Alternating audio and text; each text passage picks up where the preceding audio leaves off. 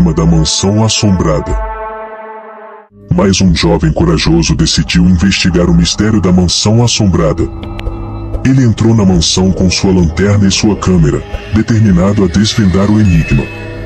Enquanto explorava a mansão, ele ouviu passos e sussurros que pareciam vir de todas as direções. Mas ele continuou a investigar, subindo as escadas para o sótão escuro. Foi lá que ele encontrou uma porta secreta, que o levou a um porão assustador. Ele descobriu que a mansão era usada por uma seita misteriosa, que realizava rituais sinistros e sacrificava pessoas em nome de seus deuses. O jovem tentou escapar, mas a seita o perseguiu e o capturou.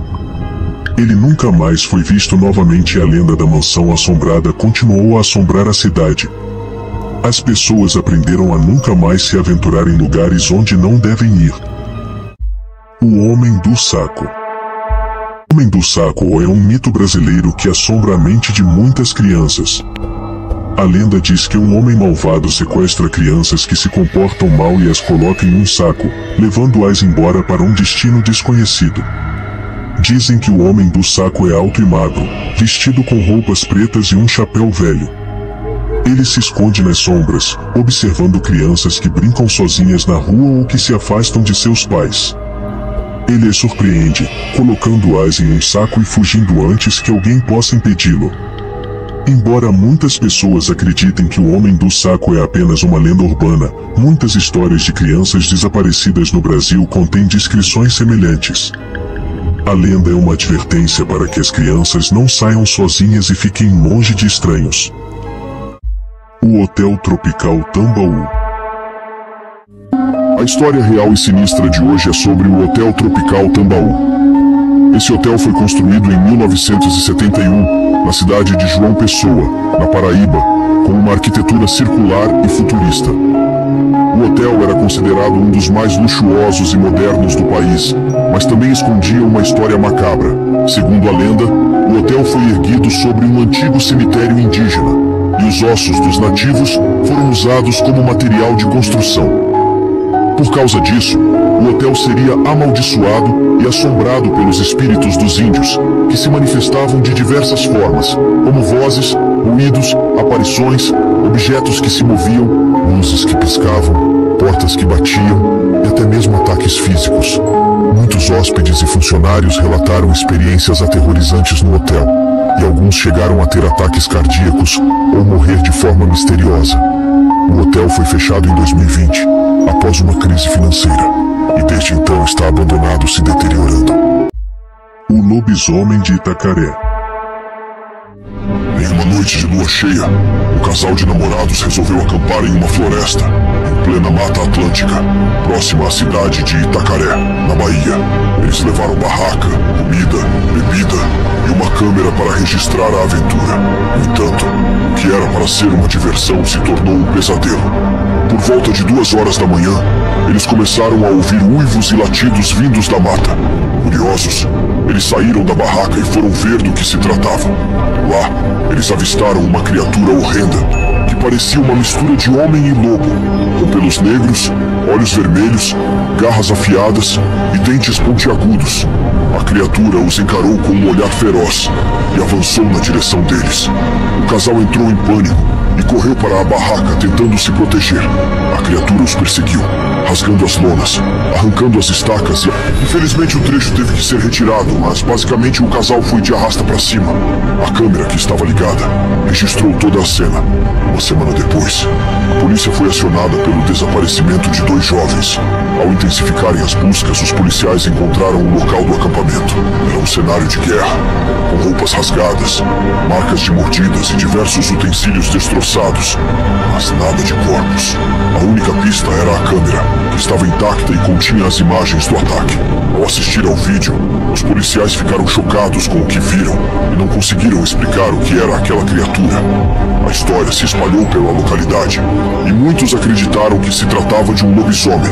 Outros, porém, duvidaram da veracidade do vídeo e sugeriram que era uma farsa ou uma montagem. A verdade, no entanto, nunca foi esclarecida. Os estudantes na cabana.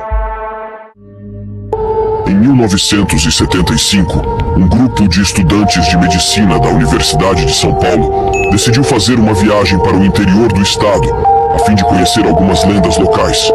Eles alugaram uma casa antiga em uma fazenda abandonada, perto de uma cidade chamada Vargem Grande do Sul. Lá, eles ouviram falar de uma história sobre uma mulher que havia sido enterrada viva pelo marido ciumento e que ainda assombrava o lugar com seus gritos de agonia. Os estudantes, curiosos e céticos, resolveram passar a noite na casa para ver se encontravam algum vestígio da mulher. Eles levaram consigo alguns equipamentos, como gravadores, câmeras e lanternas. No entanto, logo na primeira noite, eles começaram a ouvir ruídos estranhos, como passos, arranhões e gemidos. Eles estavam registrando tudo em vídeo e áudio. De repente, sentiram uma presença maligna que os deixou apavorados. Então eles decidiram ir embora, mas encontraram todas as portas trancadas por fora. Eles tentaram arrombá-las, mas não conseguiram. Então perceberam que estavam presos na casa e que algo terrível os esperava. Eles começaram a se desesperar e se acusar de terem provocado a ira da mulher.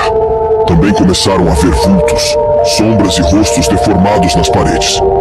Os estudantes, então, ouviram uma voz macabra de mulher, quando do nada, todas as luzes se apagaram, e quando voltaram, todos os estudantes estavam jogados no chão, todos já sem vida. E assim termina a fita VHS encontrada pela polícia em 1975. O caso permanece até hoje sem solução. Será que você vai conseguir dormir à noite? Uma família visitou uma antiga mansão assombrada e desconhecida. Eles estavam interessados em ver se a lenda era verdadeira. Quando eles chegaram lá, descobriram que havia muitos espíritos vingativos na casa. Eles logo perceberam que eles não estavam bem-vindos ali. Os espíritos começaram a assombrá-los e a fazer coisas estranhas, como vozes estranhas vindo das paredes e objetos se movendo sozinhos. A família foi obrigada a sair da casa, mas não antes que eles sentissem a vingança sobrenatural dos espíritos.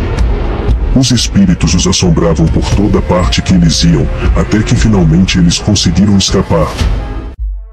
Terror no Brasil.